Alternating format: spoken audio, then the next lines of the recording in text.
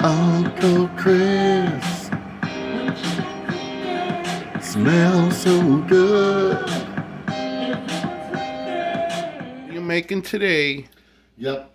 Today, nieces and nephews, I know I made you wait. I'm so sorry. But I'm going to show you how you take this pork in a can. Woo! And make a white sauce lasagna as I spill the juice all over me. Now let me tell you something. It's real simple. I'll show you how to make it and what you're going to need, okay? All right. God, I'm so clumsy. Over here, we got some garlic powder. We got some cream of celery. We got some all-purpose flour, parsley, Italian seasonings, and some black pepper. Of course, nieces and nephews, I've already boiled my lasagna noodles, and I've got them ready to go. So what I'm going to do first is light my fire here. We're going to take half a stick of butter, because we got a lot of stuff to work with. And we're going to melt that down in here to start the sauce. I will just wash my hands real quick. Now while that butter's melting down, follow me over to the sink. I'm going to take this pork, okay, and rinse it down with the hot water. Because you see all the oil that came off of it? You don't want that to be in your stuff. I'm going to break it apart a little bit. I want to get some of that oil and grease out of here, okay? So I have a question for you. Yes. Because a lot of people don't eat pork. All right. So what can you substitute the pork for? Oh, you could use hamburger meat. You could use Italian sausage. You could use any kind of meat. Ground chicken, strips of chicken. You could even use turkey from the leftover turkey from Christmas. Or even ground turkey, right? Yeah, or ham. Yes. Now, I'm showing them this because this is what you get from the food pantry. Mm-hmm. And a lot of people want to know, what can you do? Yeah, what stuff you get. Right. With especially this can of pork. And actually, this comes out really good. Okay. We're going to let this rinse off. And I'm going back over here.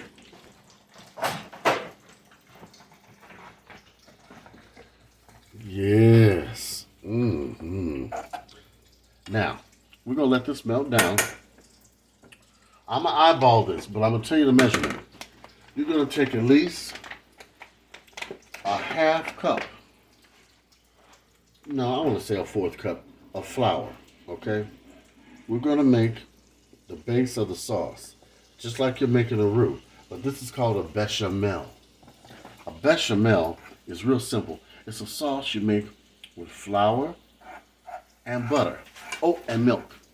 Or you can use chicken stock or beef stock, depending upon what you're making. Now, if you look here, I've incorporated the butter and flour. Okay? The butter and flour all together, because you're going to cook out that flour taste. Let that cook for a minute. Don't be afraid. Okay? Because you don't want your sauce tasting like flour. You want it to be rich. Now to get this base a little more taste, I'm going to turn it down a little bit. I'm going to put in some black pepper. About a teaspoon.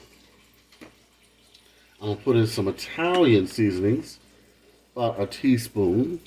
Okay. And I'm going to put in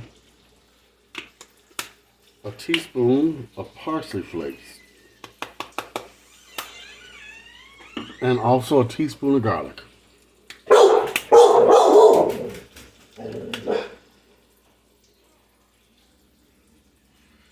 Really, Nina? Really? Only when I'm doing the video. All right.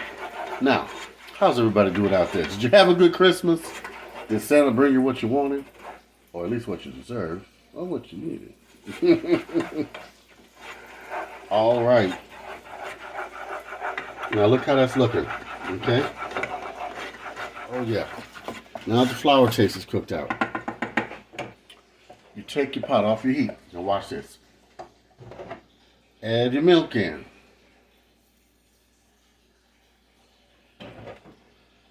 Stir it around off the heat so everything gets incorporated. This way, there's no lumps in your sauce. Look at it. Look, see what it's doing? See that? Now, that you got this to go like that, you put it back on the heat, pour in the rest of your milk. I say about a cup to 2 cups or more. Because you got plenty in here, right? Okay? Because you already got the base of the sauce going. Now this is going to thicken up. I'm going to turn up the heat to bring this up, to make it thicken. Once this process has started, I want you to add in your can of cream of celery.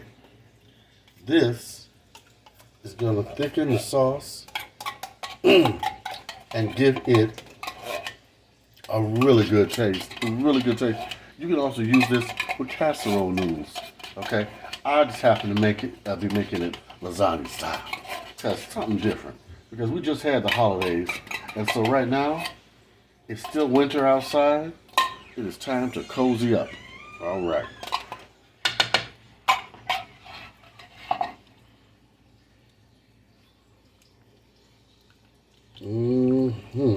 And I think you could even make this vegetarian, right? Yes, you could. You could use, instead of meat, do zucchini.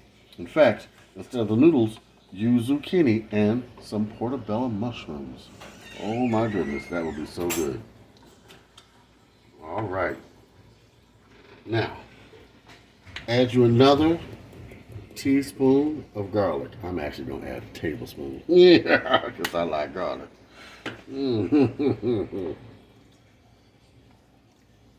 All right. The sauce is coming up to boil, y'all. Okay? So now that that's done that, I'm going to take the lasagna noodles and line the pan. Now, I'm using a bigger casserole pan. I think this is 9 by 13. Now, I buttered the bottom. I'm going to take the noodles, and it doesn't matter. I'm going to tell you something. I'm as real can get. You see how my noodles ripped? Because I let them stick a little bit. That doesn't matter. Because once you put these down in here, they'll all match up. That's right. You can cover up all your mistakes. Hi, Uncle Chris. What Hey, are we Jay. cooking? We are doing pork in a can lasagna. Oh my, smells very good. Yay. Just layer your noodles in here. No specific way, just as long as they cover the bottom of the pan. Okay? Pork. Over here.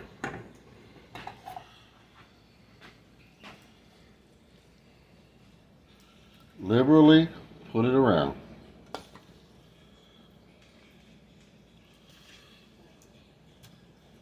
I had another can of pork. I happen to have 2 cans because the pan was so big. Now listen, when you're using the 1 can, I don't know what size is this, like 8 by what, 5 or 6? I think it's 8 by 6. I think it's an 8 by 6. There's an 8 by 6. You can use 1 can, but for this big one, you got to use the 2. Okay? So what would this be, a 9 by 12? Yeah, this is like 9 by 13. Oh. Yeah, this is big. Now, we're going to put this meat all through here. Oh, yes. All right. Now that we've done that, I'm going to get the cheese. Okay.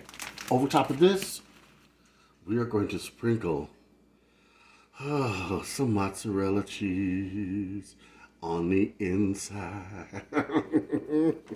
Now, you want to take your sauce, see how thick the sauce got. That is so, oh yes. Take this, pour generously over the top. Okay? We're going to go all over.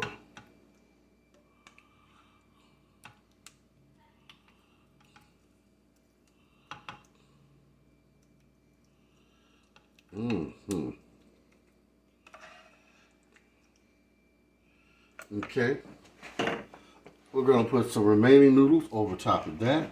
No rhyme or reason, nieces and nephews. Just put them to make that nice layer. And you're going to see why in just a minute. And then they're thinking, this looks like a hodgepodge. No, I'm going to tell you. No, I'm going to tell you. All right. See, this is how you do things when things don't work out the way you plan. Never have a strict plan in cooking, because cooking is an adventure. You can have an idea, but in case it doesn't turn out the way it is in your head, you always gotta have a backup. All right. Now, I'm gonna take what little sauce there is, and I'm gonna kind of just go over this randomly and spread it around.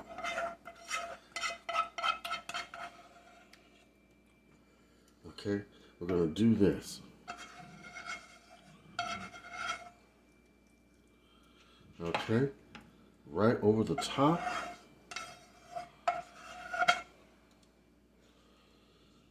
Then over that, you are gonna put your sharp, finely shredded cheddar cheese, and I mean all over.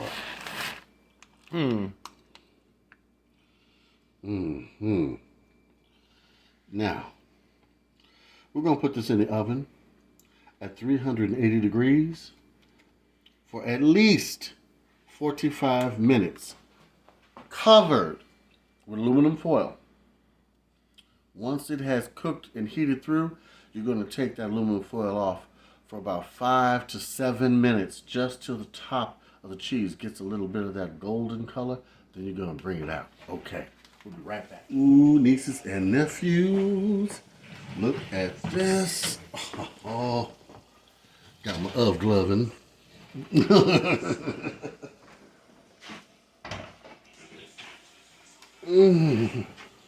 going to close the oven up here. Oh, yes. Look at that. Bubbling hot. Now, of course,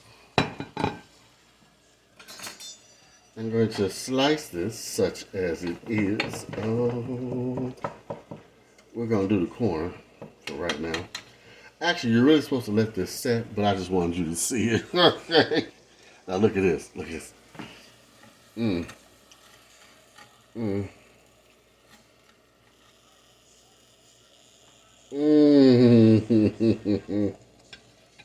Oh, look.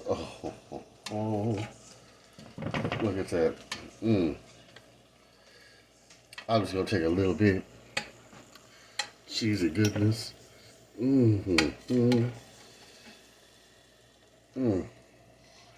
My goodness. See, I didn't let it set long enough because I was being impatient because I wanted to show y'all. Now, June and everybody who's been waiting for this, Christy, oh, you know, this is going to be so good. Check this out. Now, look. Y'all ain't going to see me burn my mouth. Oh, no.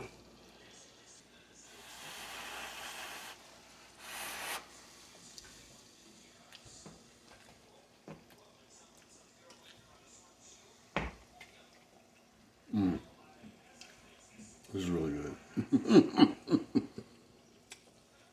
Creamy, tasty, and right on time for winter. So you all hope you make this, because the time right now is winter, and that means time to cozy up. All right, like, comment, and subscribe.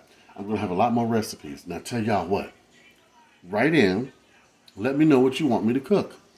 I'll put the email down below. Of course, it's Uncle Chris, the Food Pantry Chef at gmail.com. Okay? All right.